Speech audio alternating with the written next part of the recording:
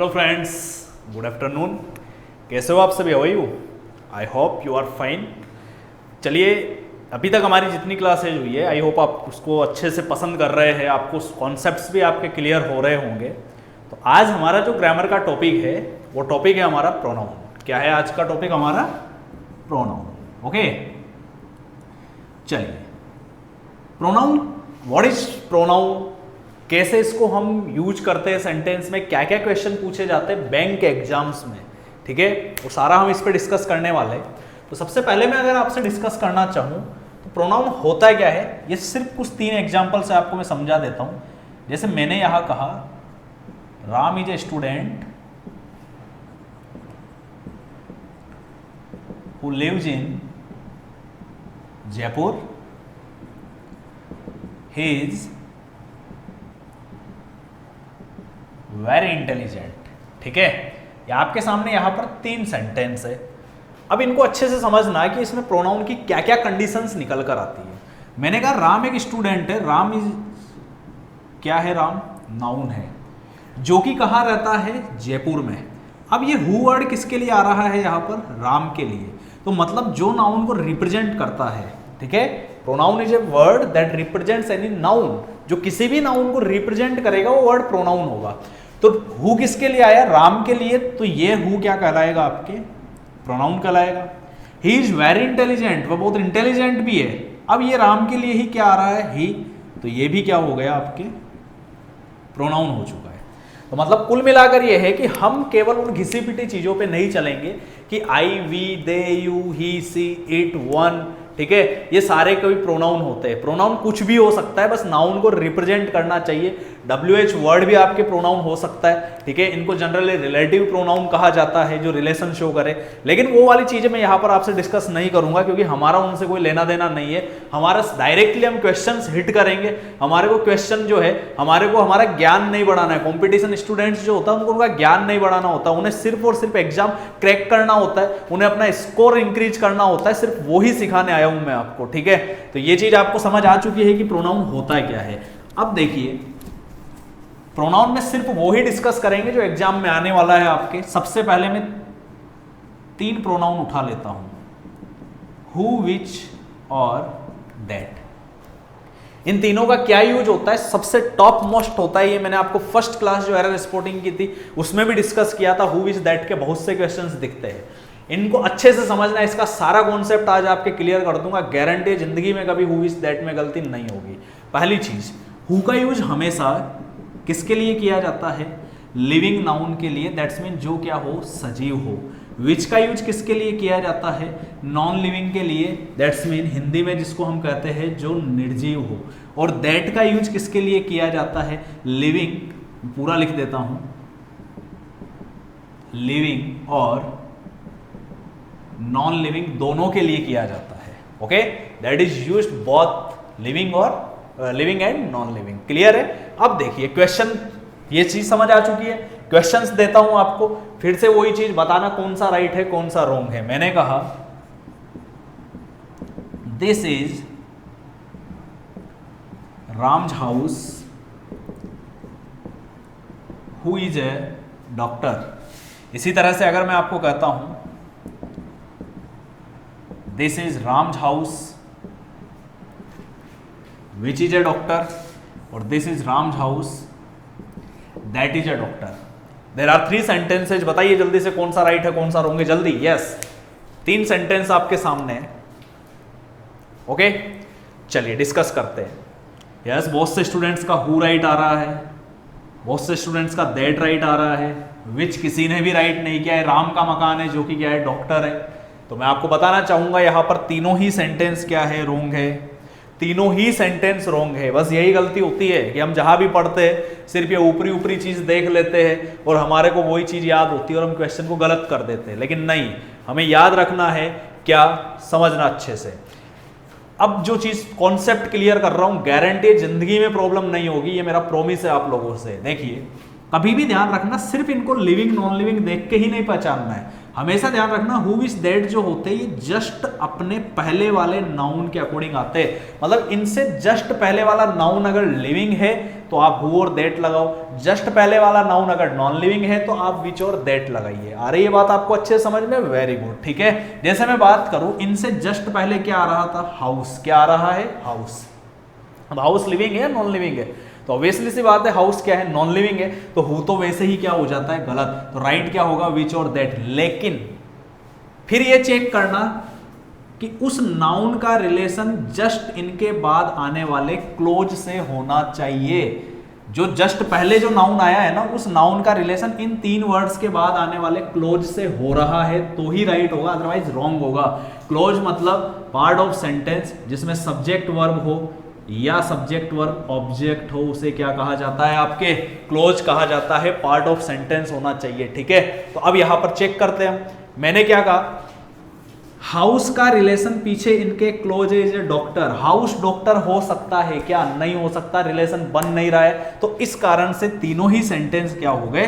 Wrong हो गए। I hope आपको समझ आ गया होगा। अब अगर मैं इसको राइट करूंगा तो मैं क्या राइट करूंगा? This is the house of Ram who is a doctor. क्या है sentence? This is the house of Ram who is a doctor. अब देखो हु है, किससे पहले जस्ट नाउन क्या है? राम, जो कि लिविंग है, तो पोजीशन बन चुकी है। और इस राम का रिलेशन पीछे वाले क्लोज से भी, क्योंकि राम ही डॉक्टर है, तो अब रिलेशन भी हो चुका है नाउन का क्लोज से, और हु जो है अपने जस्ट पहले वाले नाउन के अकॉर्डिंग आ रहा है, तो अब ये सेंटेंस क्या होगा? सही। तो आई होप आपको ये चीज समझ आ गई होगी अच्छे से कि हु इज दैट का यूज हम किस तरह से करते हैं। बताइए कोई दिक्कत इसके अंदर? कोई डाउट है आपको? नहीं है? तो ये first position who is that की क्लियर होती है। ठीक है, अगले कुछ क्वेश्चंस और देखते हैं हम, और क्या क्या कंडीशंस पूछी जाती है आपसे हु इज दैट के बारे में। तो चलिए उठा लेता हूं मैं कुछ क्वेश्चंस। मैंने कहा it is I which is responsible for the loss. इसी तरह से मैं अगर आपको कहता हूं it is I who is responsible for the loss, और it is I that is responsible for the loss। जल्दी से अपना कमेंट टाइप करते चलिएगा कौन सा सेंटेंस राइट है इनमें से। ऐसे ही एक और सेंटेंस देता हूं मैं आपको। One of the boys who has passed this exam is my brother।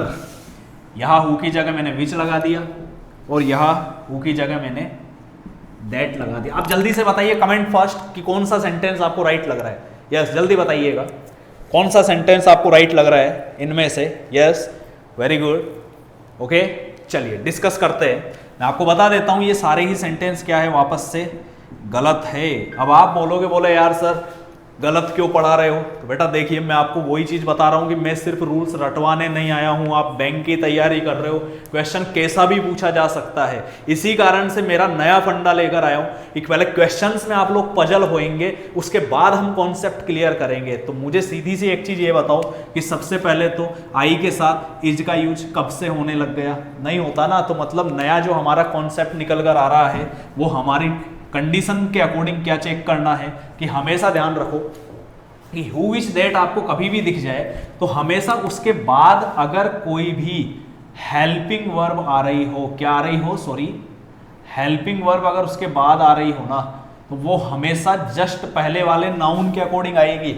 अरे ये बात समझ में? ठीक है, या कोई भी वर्ब आ रही हो, जरूर नहीं है हेल्पिंग वर्ब, मेन वर्ब भी अगर आ रही है ना, तो वो भी किसके अकॉर्डिंग आएगी? जस्ट पहले वाले नाउन के अकॉर्डिंग। मतलब कि जस्ट पहले वाला नाउन सिंगुलर है तो वर्ब कैसी हो जाएगी? सिंगुलर। जस्ट पहले वाला नाउन अगर प्लूरल है इनसे तो वर्ब भी कैसी हो जाएगी? प्लूरल। तो यहां चेक करिए, हु इज दैट, जस्ट पहले वाला नाउन आई है तो आई के साथ इज नहीं लग सकता, इसलिए गलत हो गया। अगर मैं एम कर देता हूं तो फिर ये दोनों सेंटेंस क्या हो जाते हैं? सही हो जाते हैं। ठीक है, ऐसे ही यहां देखो, हु से जस्ट पहले क्या है? बॉयज। बॉयज में एस लग रहा है, नाउन कैसा हो चुका है? प्लूरल। तो ऐसी कंडीशन में हैज का यूज नहीं करेंगे, वर्ब कैसी लगानी होगी हमारे को? प्लूरल।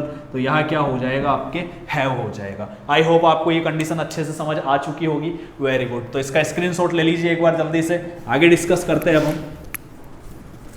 और क्या क्या क्वेश्चंस आपसे पूछे जा सकते हैं हु इज दैट से रिलेटेड। देखिए एग्जांपल्स को फाइंड आउट करोगे तो एरर्स निकल कर आएगी। मैंने कहा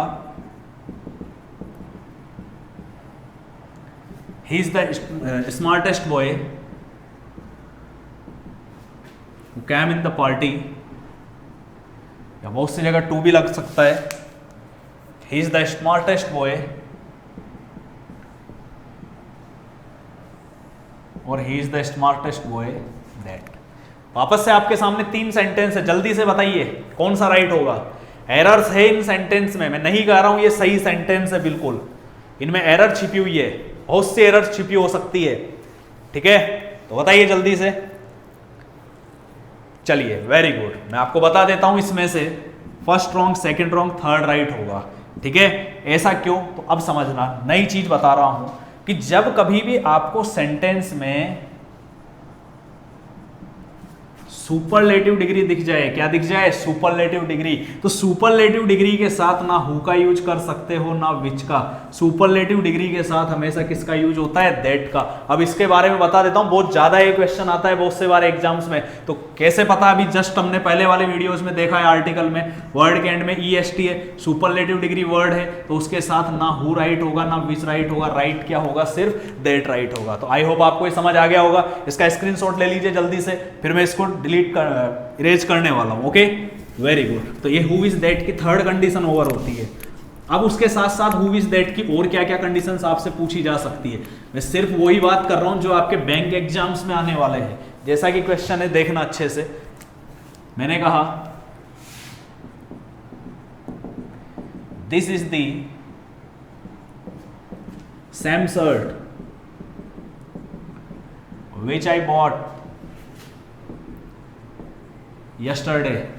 एक तो ये है, ऐसे में कहता हूं this is the same shirt that I bought yesterday, और यही मैं कह दूं this is the same shirt as I bought yesterday.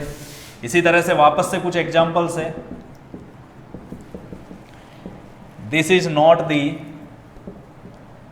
Same watch which mine that mine और एज माइन, ठीक है। चलिए बताइए इनमें से, जल्दी से कमेंट करिएगा कौन सा राइट है कौन सा रॉन्ग है। Quick quick quick, yes. तो चलिए कॉन्सेप्ट क्लियर करते हैं। देखिए द सेम से रिलेटेड आपके क्वेश्चन बनता है, बहुत से बार एग्जाम्स में पूछा गया है। मैं फिर कह रहा हूं कॉन्सेप्ट क्लियर करना, एरर स्पॉटिंग के हाई लेवल के क्वेश्चंस करेंगे लेटेस्ट पैटर्न के according. Triple statement error, 4 statement error में ये चीजें निकाल कर बताऊंगा उसी समय पे। तो द सेम अगर कभी भी दिखे तो ध्यान रखना, उसके साथ या तो आप दैट का यूज कर सकते हो या आप उसके साथ एज का यूज कर सकते हो। क्लियर। अब अप्रोच क्या होनी चाहिए, आपको सेंटेंस में क्या दिखा, द सेम, ये अप्रोच बता रहा हूं मैं। द सेम दिखते ये चेक करो कि उस सेंटेंस में अगर हु विच इस तरह से कुछ दिख जाए तो उसको तो तुरंत ही क्या कर दो, गलत कर दीजिए। दैट और एज क्या चेक करना है, तो जब अगर कभी भी पीछे की तरफ आपको क्लोज दिख जाए, क्या दिख जाए, क्लोज। क्लोज मतलब या तो सब्जेक्ट वर्ब या subject verb object part of sentence अगर आपको दिख रहा है, वाक्यांश दिख रहा है, तो आप दैट का यूज करोगे। और अगर पीछे किसी भी कंडीशन में आपको पजेसिव प्रोनाउन दिख जाए, क्या दिख जाए, पजेसिव प्रोनाउन, तो ऐसी कंडीशन में आप एज का यूज करोगे। अब अप्रोच क्या है, द सेम दिखा, पीछे चेक करो, ये पूरा का पूरा क्या है, एक क्लोज है, सब्जेक्ट वर्ब आ चुका है, पार्ट ऑफ सेंटेंस क्लोज है। तो ऐसी कंडीशन में क्या राइट होगा, आपके दैट राइट होगा और एज क्या हो गया, गलत। यहां भी द सेम दिखा, अप्रोच पीछे देखिए क्या है, पजेसिव प्रोनाउन है, कोई क्लोज नहीं आया है, तो ऐसी कंडीशन में एज राइट होगा और दैट क्या हो चुका है, आपके गलत हो चुका है। तो आई होप आपको ये अच्छे से समझ आ चुकी होगी ये कंडीशन। तो ये हमारा हु इज दैट कंप्लीट होता है। नॉर्मल कंडीशंस में हमेशा ध्यान रखना, बता देता हूं, वैसे आपको इतना ज्यादा नहीं पूछा जाएगा। नॉर्मल कंडीशन में 3 वर्ड होते हैं आपके, इधर लिख देता हूं। एक होता है ऑल, एक होता है ओनली और एक होता है नन। इनके साथ भी हमेशा किसका यूज होता है, आपके दैट का यूज होता है, ठीक है। याद रखने के लिए एक आपके कहावत है, all that glitters is not gold, हर चमचमाती चीज सोना नहीं होती, तो उसको याद रखना है, कंफ्यूजन क्लियर हो जाएगा। तो बताइए हु इज दैट समझ आया। तो हु इज दैट की टोटली 3 से 4 कंडीशंस होती है जो आपसे एग्जाम के अंदर पूछी जाती है। अब बहुत ही अच्छा एग्जाम्पल देने वाला हूं, चेक करिएगा। He astonished at me doing this work, एक ये क्वेश्चन है। ऐसे ये he astonished at my doing this work, इसी तरह से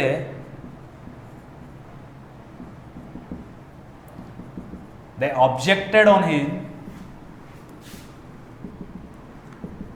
going to Pakistan, they objected on his going to Pakistan. जल्दी से चारों सेंटेंस आपके सामने, मुझे तुरंत बताइए कौन सा राइट है कौन सा रॉन्ग है, कॉन्सेप्ट क्लियर करते हुए चलिएगा, बताइए जल्दी से। वेरी गुड, चलिए डिस्कस करते हैं इसके बारे में, समझिएगा अच्छे से। सबसे पहली चीज ट्रिक बता रहा हूं, सिंपल से एक पोजीशन बता रहा हूं, कॉन्सेप्ट समझ लीजिए इसको, ठीक है।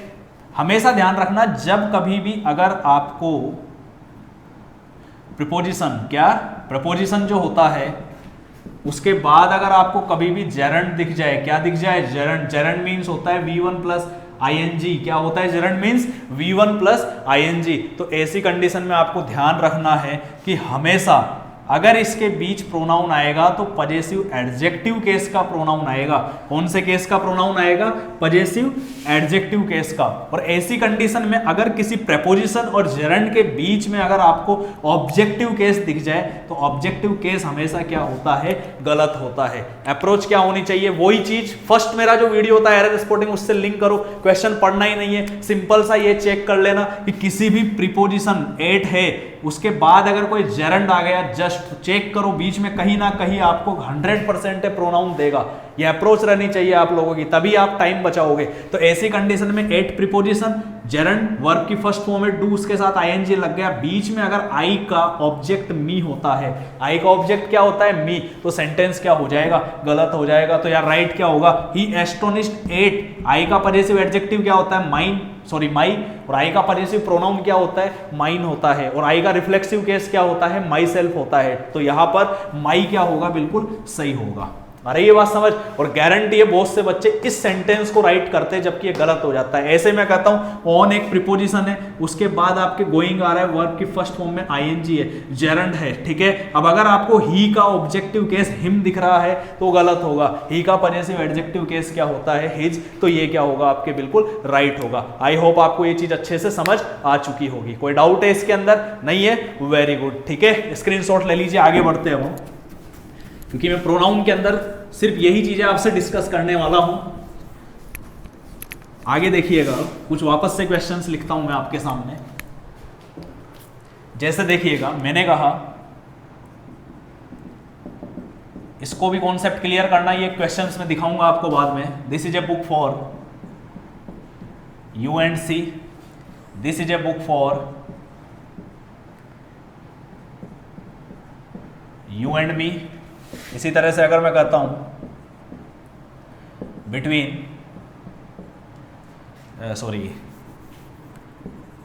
Between she and he is intelligent, और इसी तरह से मैंने कहा between her and him she is intelligent. ये आपके सामने 4 क्वेश्चन, जल्दी से बताइए, कमेंट कर दीजिए जल्दी से कौन सा राइट है कौन सा रॉन्ग है, तुरंत बताइए। Okay, very good. चलिए देखते हैं इसका कॉन्सेप्ट। जब कभी भी आपको सेंटेंस में प्रीपोजिशन दिख जाए, क्या दिख जाए, preposition, when you find a preposition in a sentence then always objective case is used. हमेशा कौन सा केस यूज किया जाता है, ऑब्जेक्टिव ही यूज होगा। अगर सब्जेक्टिव दिख जाए, पजेसिव दिख जाए तो गलत माना जाएगा। अप्रोच क्या रहनी चाहिए, यहां पर फॉर दिखा, फॉर क्या है, एक प्रीपोजिशन है। उसके बाद हम देखो यू, यू का ऑब्जेक्ट भी क्या होता है, यू, जबकि सी एक सब्जेक्टिव केस होता है तो गलत हो चुका है, क्योंकि प्रीपोजिशन के बाद अगर सब्जेक्टिव केस आते ही सेंटेंस गलत होगा। यू का ऑब्जेक्ट भी क्या होता है, यू, आई का ऑब्जेक्ट क्या होता है, मी, दोनों ऑब्जेक्ट आ रहे हैं प्रीपोजिशन के बाद में, तो सेंटेंस क्या माना जाएगा, राइट होगा। ऐसे मैं कहता हूं बिटवीन एक प्रीपोजिशन है, ऐसी कंडीशन में क्या चेक करना है हमें कि जस्ट पीछे देखिए आप, सी और ही दोनों सब्जेक्टिव केस है तो ये गलत हो जाएंगे। सी का ऑब्जेक्ट क्या होता है, हर, ही का ऑब्जेक्ट क्या होता है, हिम, तो प्रीपोजिशन के बाद आपके ऑब्जेक्ट केस क्या होगा, बिल्कुल सही होगा। आई होप समझ आ चुका होगा आपको, ठीक है। बाकी आप बोलोगे बोलो सर ये सी का क्या करें, तो मैं आपको बता देता हूं, यहां मैंने पंक्चुएशन यूज ले लिया, और पंक्चुएशन कोमा का मतलब है कि दोनों सेंटेंस क्या है, अलग अलग है। तो बताइए कोई दिक्कत इसके अंदर नहीं है, वेरी गुड। तो ये हमारा प्रीपोजिशन से रिलेटेड जो प्रोनाउन होता है उसकी कंडीशन हमने यहां पर चेक कर चुके हैं, ठीक है।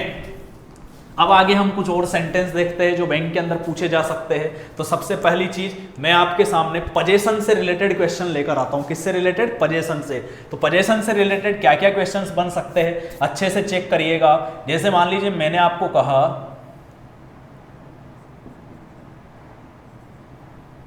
इसको, इस सेंटेंस को देखिएगा, अच्छा सेंटेंस है। The crew revolted and murdered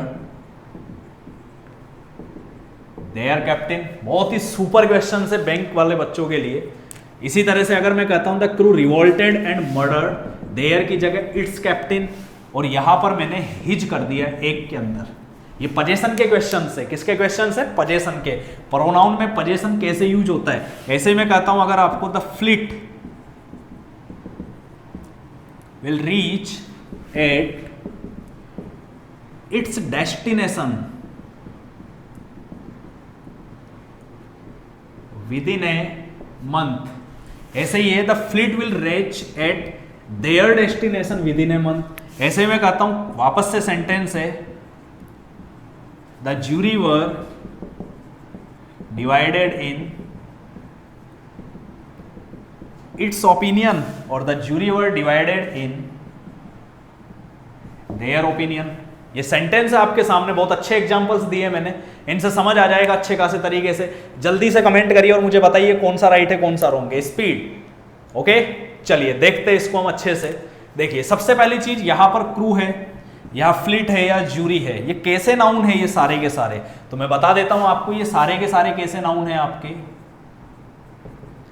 collective noun. कैसे नाउन है ये, कलेक्टिव नाउन। ये कलेक्शन को शो कर रहे हैं, किसको शो कर रहे हैं, ये कलेक्शन को। अब जब ये कलेक्शन को शो कर रहे हैं तो ऐसी कंडीशन में क्या होगा, तो हमेशा ध्यान रखना, कलेक्टिव नाउन अगर आपको किसी सेंटेंस में दिखे तो वही दो चीज आपको चेक करनी है। पहला आप चेक करोगे यूनिटी, और दूसरा आप चेक करोगे डिवीजन। क्या चेक करोगे, डिवीजन। पहला यूनिटी होगा, दूसरा क्या होगा, डिवीजन होगा। तो अगर सेंटेंस में यूनिटी है तो आप पोजीशन के तौर पर इट्स लगाओगे, और सेंटेंस में अगर डिवीजन है तो आप पोजीशन के तौर पर देयर लगाओगे। ये स्पेशली ध्यान रखना, इसके बहुत से क्वेश्चंस बैंक में पूछे जाते हैं, मैं आपको प्रूव करके बताऊंगा ये चीज। तो चेक करते हैं, आपको यहां पर कलेक्टिव नाउन दिखा तो पीछे आप चेक करो। मैंने कहा था क्रू रिवोल्टेड, क्रू जो होता है, क्रू आप जानते हो किसको कहते हैं हम, crew a working members, a group of working members on a plane और शिप, ठीक है।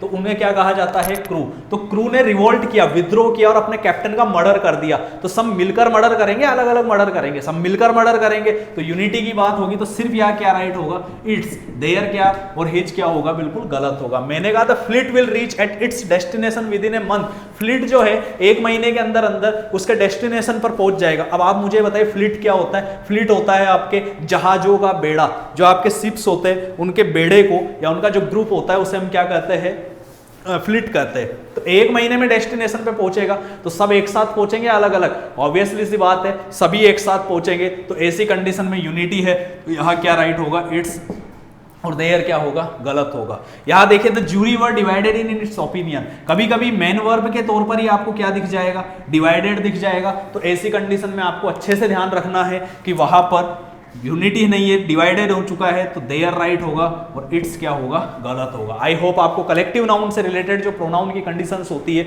वो समझ आ चुकी होगी। इसका स्क्रीनशॉट ले लीजिए जल्दी से, वेरी गुड। चलिए आगे देखते हैं अब हम।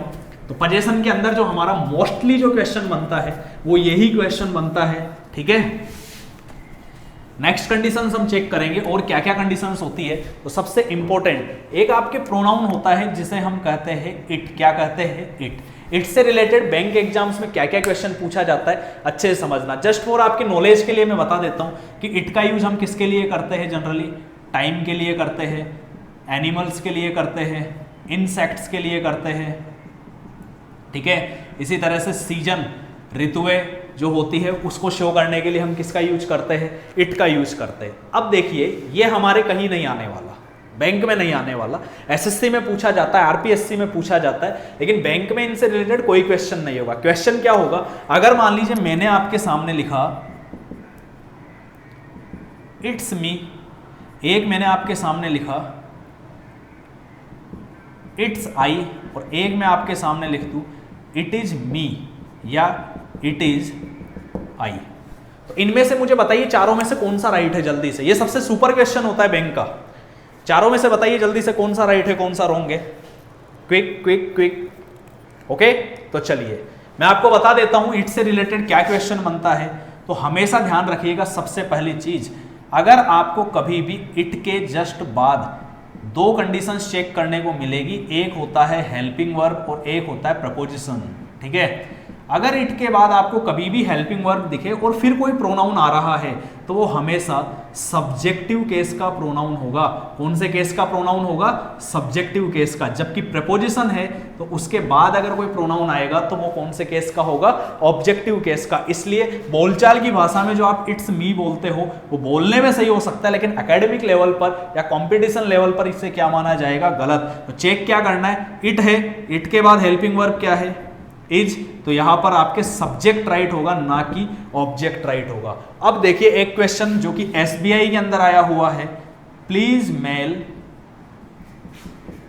इट टू आई। क्या है, प्लीज मेल इट टू आई, ये क्वेश्चन आया हुआ है। ये मैं जब आपको प्रैक्टिस सेशन करवाऊंगा उसमें मैं आपको जो क्वेश्चंस दूंगा उसमें ये क्वेश्चन सेम आपको देखने को मिलेगा। बस एक्सप्लेन मेरे को यहां पर करना है, इसको अप्लाई करना है, इसलिए बता रहा हूं।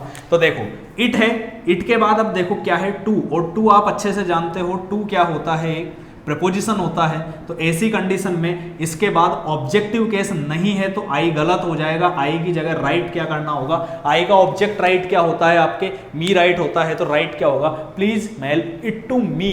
ओके, तो आई होप आपको ये चीज समझ आ चुकी होगी। तो इट से रिलेटेड जो हमारा क्वेश्चन बनता है सबसे बड़ा, वो यही क्वेश्चन बनता है।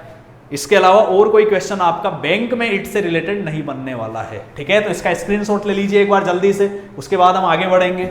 ठीक है, चलिए अब आगे देखते हैं हम और इट से रिलेटेड आपके क्या क्या क्वेश्चंस पूछे जाते हैं। देखिए बड़े टॉपिक्स कितने भी ग्रामर के बड़े हों, लेकिन हम चीज वो ही पढ़े ना जो एग्जाम में आने वाली है, क्यों फालतू का इधर उधर का ज्ञान ले बिना मतलब से। तो देखिए कुछ क्वेश्चंस मैं आपको वापस से देता हूं। जैसे मैंने कहा talking him was not pleasant, इसी तरह से अगर मैं कह देता हूं आपको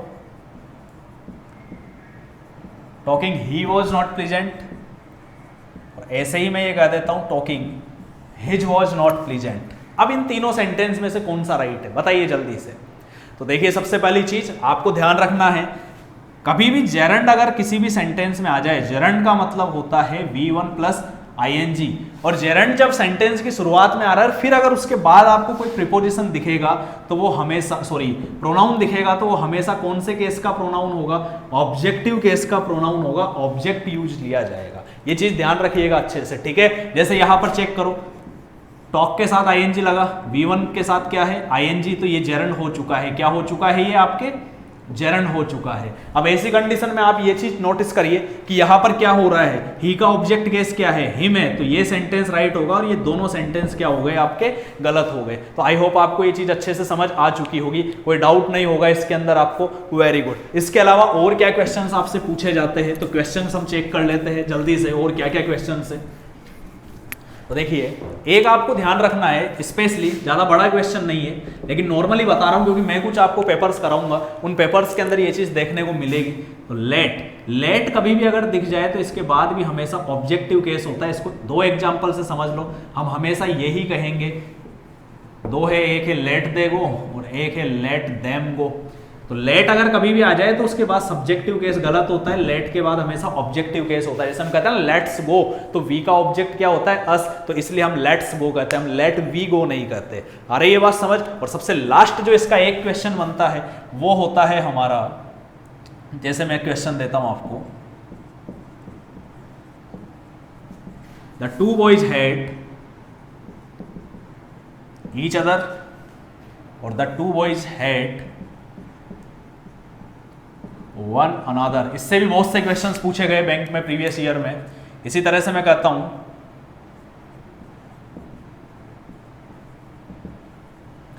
द टू गर्ल्स लव